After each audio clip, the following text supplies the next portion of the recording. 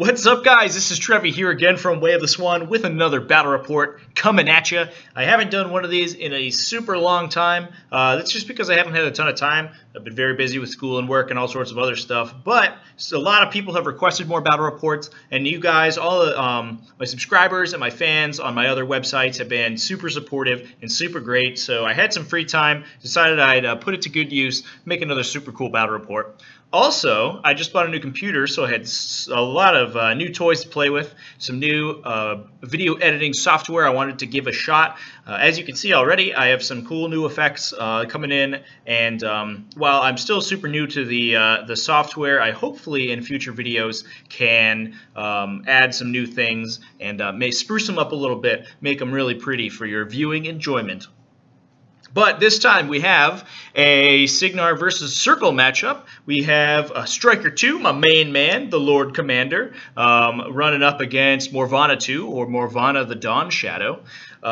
This is a little bit of an odd Striker list, not usually what I play with Striker. I tend to play a lot of anti-infantry options like the Black 13th and Gun Mages alongside Striker's sort of heavy-hitting infantry to make use of Rebuke. But today I'm bringing a Stormwall with him, which is not exactly Gun Mages. Those two options are a little bit different. What the Stormwall does is adds a lot of resiliency to Striker's list. Stryker tends to get in and alpha really hard, but he sort of runs out of steam very quickly afterwards. So as you can see in this list, he's bringing a lot more armor. What I want to do is encourage my opponents to feat or put a lot of resources into alphaing the Stormwall, and that will allow my infantry to clean up afterwards. It could work the other way around. Either my opponents put a lot of effort killing Stryker's infantry, which is very difficult to kill, and then I'm able to use the Stormwall to bully out the game at the late game. Either way works. I'm just trying to see how it goes. Essentially, all the list needs to do is get Stryker to the end of the game so that he can kill my opponent's caster. And a Stormwall is great for that because it gives something Stryker to hide behind and sort of a distraction for my opponent to put a lot of resources into killing. Stryker can then kill those resources, and we can close the game out from there. But we'll see how it goes. I don't know if Morvahna2 is really a very good matchup for this particular list. It doesn't have a lot of anti-infantry. If I had Gun Mages, I'd feel a lot better, but unfortunately I don't. However, the Stormwall does pose a problem for Morvahna. She has a tough time removing it without getting her heavies there. It can kill models at range, forcing her to feat early, and really close off areas with covering fire, so we'll see how it goes. Obviously, the composition of the list is pretty similar for a lot of lists you'd see with Stryker. There are a lot of this sort of staple infantry in the lists, like Horgenhold Forge Guard and Storm Lances. There's a Sentinel on Runewood, which is kind of a curveball. The Sentinel is really there to deliver positive charge without me having to commit the Stormwall. Sorry, so it can range out early and deliver positive charge while the Stormwall hangs back, or the other way around. After the Stormwall is dead, I have another target for positive charge, and it's just on Runewood so that Stryker doesn't have to give any focus up in order to fuel it to run. So moving on to my opponent's list, this is a very typical Morvahna2 list. Not a ton to say here. It's consisting of Morvahna the Dawn Shadow with Getorix and a Gorax in her battle group. Getorix is a little bit of a unique choice. Normally that place is filled with a Stalker, but Getorix does hit really hard. He hits harder than a Stalker, so he fixes a problem that Morvahna sometimes has, which is crippling very heavy armor that the Blood Trackers can't really kill with their javelins. Getorix also is an excellent assassination piece. He gets up to Mat 13 or Mat 11. I'm sorry, with Primal and Carnivore. 13 if he charges would be a positive or powerful charge. So obviously, and that on top of rerolls makes him very accurate and hit extremely hard. So he's not a normal choice, but he's still a very powerful one in this particular list. Capping that off, we have a lot of infantry you normally see with Morvahna. Blood Trackers plus the UA, Ravagers plus the UA, Skinwalkers plus the UA. The Ravagers are a lot of times their place is taken by Blood Pack. The Blood Pack let you get a lot more range attacks in, and a little more resilience. The Blood Pack tend to stay back farther and still affect the game, whereas the Ravagers have to get in there and get down and dirty with their axes. So the Blood Pack can usually survive a couple more turns. They can shoot and then run away with Assault and Battery, whereas the Ravagers just hit way harder. They can blend our infantry by taking corpses, and additionally, they with Brutal Charge from their Chieftain, they can really do a ton of damage to heavies, especially under the umbrella of Morvahna's rerolls. Morvahna does protect them while they get up to the table with Fog of War as well. So while most lists, the Ravagers will just be killed. At defense 15 from Fog of War, they are pretty survivable in this particular list. So all in all, there's also a Witch Doctor and 2 Gallows Groves to get Morvahna's spells out. She's usually casting a bunch of Sunder Spirits all over the place. One of the great things Morvahna can do, because her abilities don't really require Fury, she just upkeeps usually, and then spends hit points to cast to reroll. She does have a lot of Fury to sling spells out. So she tends to use those Gallows Groves early in the game before she needs to feed them back into annoying places where she can a lot of times go for assassination runs with Sunder Spirits on her opponent's caster. Fortunately, I'm hoping that Stryker's base defensive stats will allow him to get through the game. Obviously, deflection can't be purified by Morvahna, so he's going to be sitting at armor 18 most of the time versus her Sunder Spirits. And I was given the side with a hill. My opponent won the roll to go first and chose... I'm sorry, I won the roll to go first and chose to take the first side. My opponent took the side with his forest, so that Morvahna can hide from the Stormwall's guns, being completely behind the forest, and giving me, however, the side with the hill. So that'll give Stryker somewhere to hide from Morvahna's ranged attacks. Really what I'm hoping to do is bully out Scenario, because I don't think I can win an attrition game versus Morvahna. So I'm going to put Stryker at a very high armor in my zone and continue to score, and hopefully that can close the game out. So we'll see how it goes.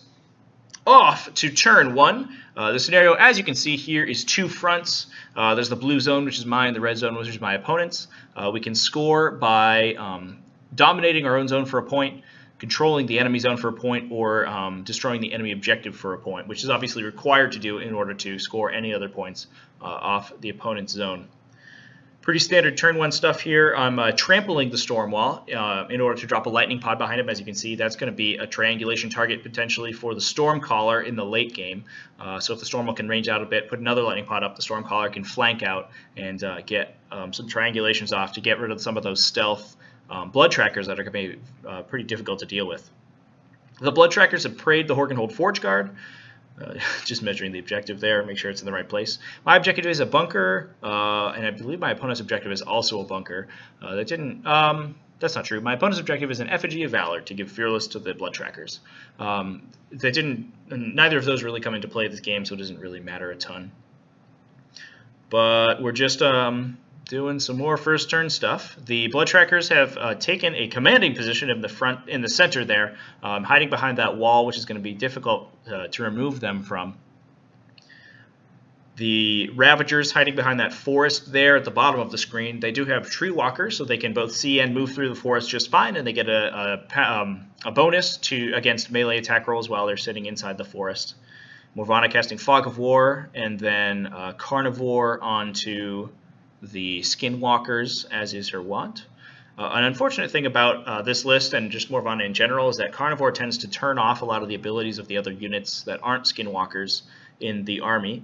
If a Blood Tracker unit has Carnivore, they can't trigger Clickwork, and a Ravager unit with Carnivore can't trigger Heart Eater. So unfortunately, the Skinwalkers is really the only good place to put it. Obviously, if you need to hit very high defenses and you don't really care about triggering those other abilities, Carnivore is just fine. That on top of Morvahna's rerolls can mean that even those Mat 6 and Mat 7 Ravagers can hit very high defense models. The Ravagers have powerful charge, so they can go up to Mat 11 plus a reroll with Carnivore. We're back over to my turn. I'm going to start killing stuff, see if I can get that done. I have Arcane Shield up on the Storm Lances, and they're being protected by that Sentinel in the center of the formation there. In case any Blood Trackers, or in case Morvahna purifies that, Arcane Shield off, and then any Blood Trackers try to get in and kill some models. Here's my Forge Guard spreading out a little bit. That's a mini feat going down from Jonas Murdoch to give them all cover, to protect them a little bit from those Blood Tracker shots. I don't want to get too far up the table because I don't want to get blundered by those Tharn Ravagers. And speaking of which, here's Stryker putting down a Rebuke on the Tharn Ravager in the forest there. Needs a 9 with a reroll and a boost to hit. And ends up getting it, putting deflection up, so he's 18-18 on that hill. Hiding in that bunker of Forge Guard, and the Stormwall is just pecking off a couple of models. Here goes the Lightning Pod down, and this is really the only way I have of dealing with stealth models. That Lightning Pod's going to go down. I'm going to get one triangulation off with the Stormcaller. Ends up killing, knocking down that Blood Tracker because of Zombify. But here comes the Storm Lances. They're going to do ride-by attacks and take some shots with their guns. Obviously, they don't damage the pod because everything's lightning damage, but they are going to Electroleap into the Blood Trackers surrounding the pod. And I'm going to be able to kill a couple models before I have to engage in melee. So there's 3 Blood Trackers going down to Electroleaps there. A pretty solid first turn. And one dude just randomly one-shots the Gallows Grove over there and does a couple points to a Skinwalker with an Electroleap. Now, the Electroleap isn't technically an attack, so Morvahna's not going to heal from it, not that she needs to this early, but it's also not going to trigger Relentless Advance on the Skinwalkers. So I do get a couple free, cheeky points of damage in there before the Skinwalkers are going to trigger their ability and get +2 movement. So I felt pretty good about that turn. I killed a couple of models, not a ton, not enough to make Morvahna feat, surely, but enough to really blunt her first attack. Rebuke on the Ravagers is a huge deal. They are so dependent on charging that, unfortunately, not being able to charge for them is a pretty big deal. As you can see here, the 2 Ravagers in the center there moved up to the objective and weren't really able to do much damage to it, just advancing. They're only power 13 without that powerful charge, and only 2 dice means that they're not doing a ton of damage to those armor 18 objectives. Here we go with the remaining Blood Trackers, moving up and taking a couple shots at random models. They don't want to move too close to the Forge Guard because at that point, a charge and Rolling Thunder from the Forge Guard can do a ton of damage to that unit. And also, between the hill and cover from Jonas Murdoch's mini feat, they are defense 16. So even with Prey, the Blood Tracker is going to need 8s, and they ended up just shooting at a couple Storm Lances. Morvahna hasn't purified at this point, so the Storm Lances are still protected by Deflection and Arcane Shield. They're going to be very high armor, and just looking for really huge spikes on those damage rolls. Against targets that aren't their prey, the Blood Trackers are only power 9, so they're going to be dice -13 on the armor 22 Storm Lances, which means Morvahna is just re-rolling a bunch and looking for some really big rolls there. They weren't able to do much. I think my opponent forgets Reform at this point, but it doesn't matter a huge deal. And then I get jammed up with all sorts of Skinwalkers. There's one Skinwalker in the center there, annoying most of the Stormlance unit, unfortunately. So here we see Morvahna's use of those Gallows Groves coming up. One Gallows Grove teleports into that forest, and we get a Sunder Spirit to take out the Stormcaller. So that's going to be pretty annoying. One of my tools to deal with stealth models has been eliminated. I'm not going to be able to get any more of those sweet triangulations off later in the game. So obviously a good move by my opponent, but that Gallows Grove is pretty far up there. I don't with Prowl, so it has stealth. I don't really have a ton that can deal with it though, and I don't know if I want to commit Forge Guard at this point. I'm not sure I'm ready for a feat with Stryker because the Forge Guard aren't. My opponent's playing cagely enough that my Forge Guard aren't going to be able to get enough attacks in to really warrant a feat turn. And I think I'm going to need the feat turn later on to kill Getorix. Because Getorix is a pretty tough target, sitting at armor 19 with unyielding and defense 14, so I'll probably need positive charge in order to actually hit him reliably. So saving the feat for late game, I can just continue the rebuke chain and keep shutting down those Skinwalkers.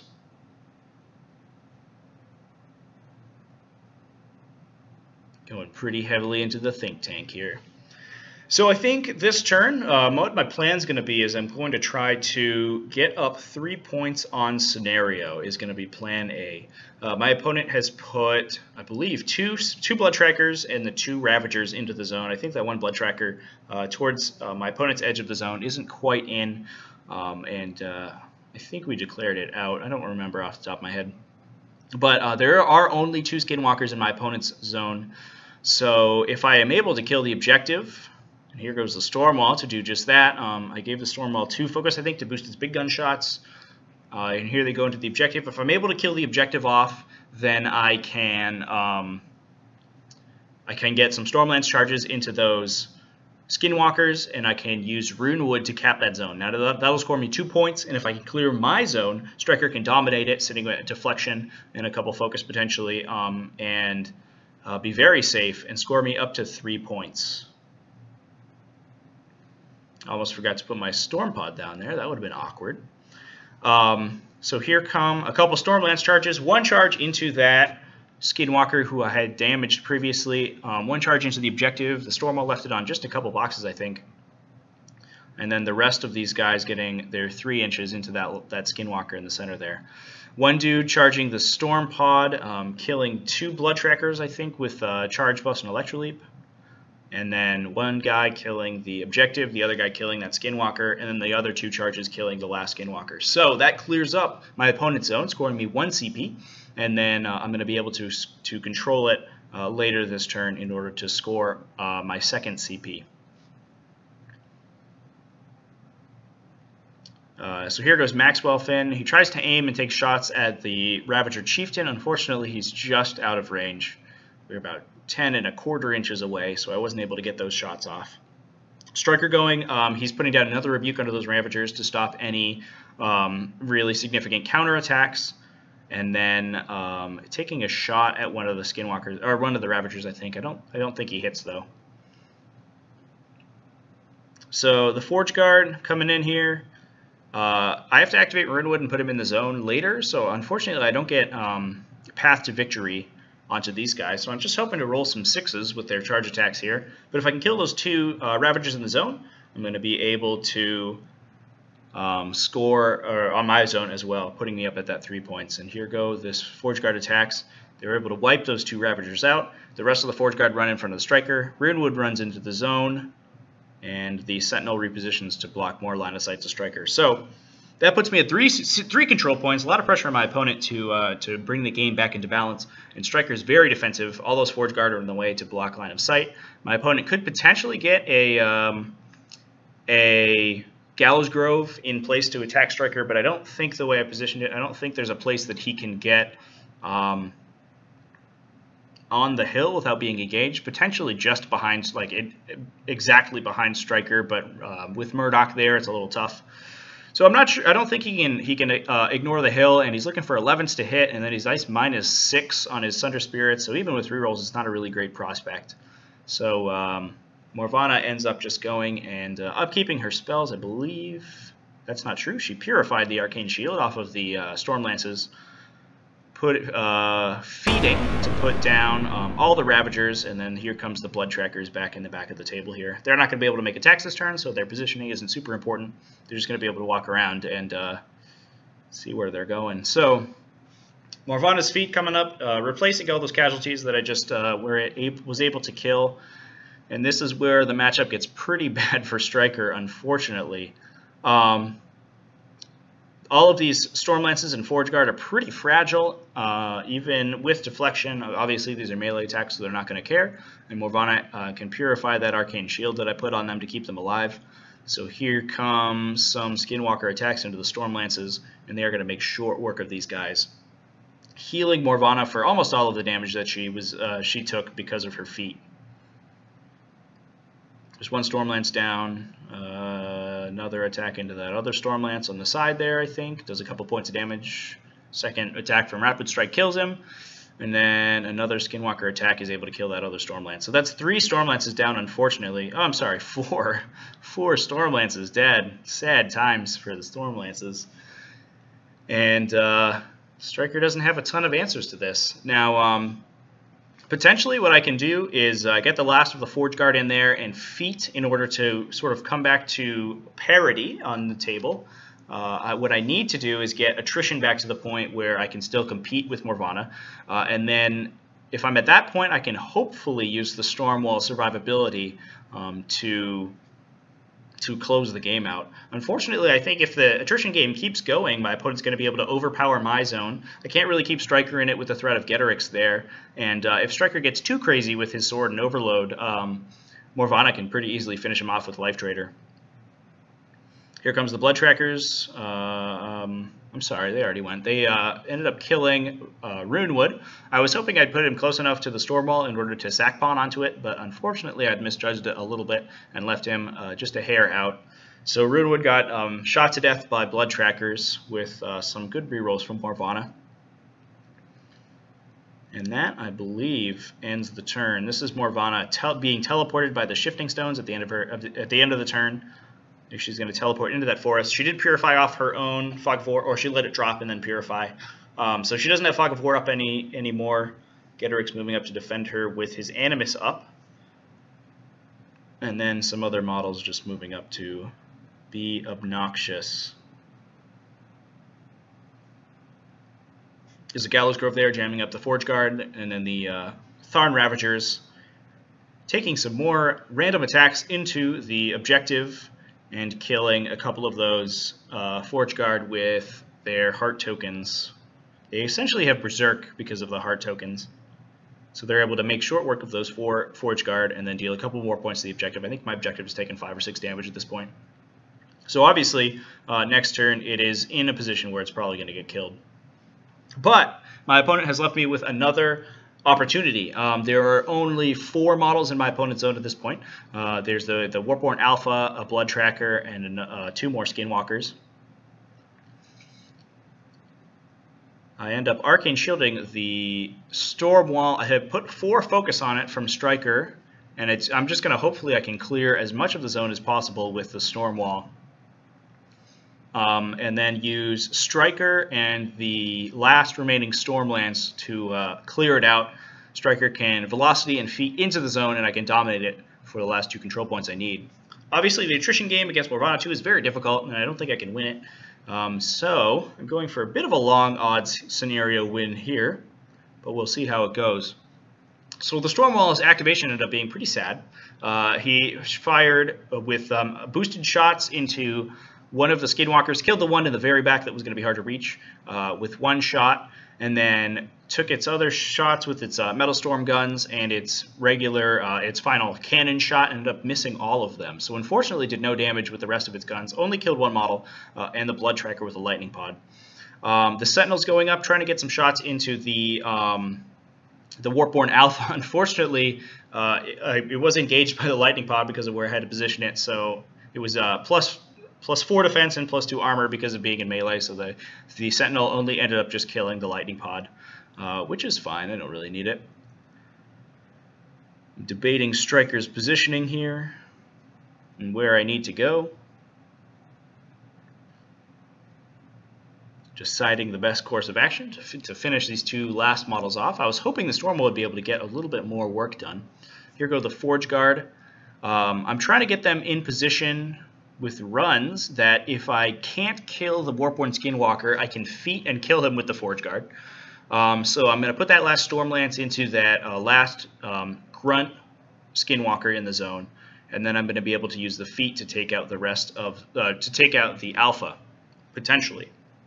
Here comes the last Stormlance, shoots that guy, misses him I think, and then hits him with the melee attack, kills him, and in a great stroke of luck kills the Warborn Alpha as well. I had done enough damage with a couple shots to bring him down to a couple hit points. Here is, last but not least, Stryker going. I end up charging my own Forge Guard in the back there. Velocity, so I don't have to make the charge attack. Feet, take the feet attack with the Stormlance, and finish off that last model, ending the game on 5 control points. So that is the game, ladies and gentlemen. Obviously a great game. Really, I don't know if it showcased the list with the Stormwall very well. The Stormwall didn't really do much this game, but it does showcase Stryker's ability to command the table. He played very far up and was able to close the game out at the end there with a scenario win. So I hope you guys enjoyed this battle report. One after a super long time, but hopefully get back into the swing of things. I can't promise I'm going to do them super often, but when I can, I'll get battle reports out to you, and hopefully not just War Machine, potentially X-Wing and Star Wars Armada as well, so stay tuned for some of that super cool stuff. But yeah, let me know how you think. What do you think of the new format and all the new things I'm going to do with the with these battle reports? And keep it classy, folks.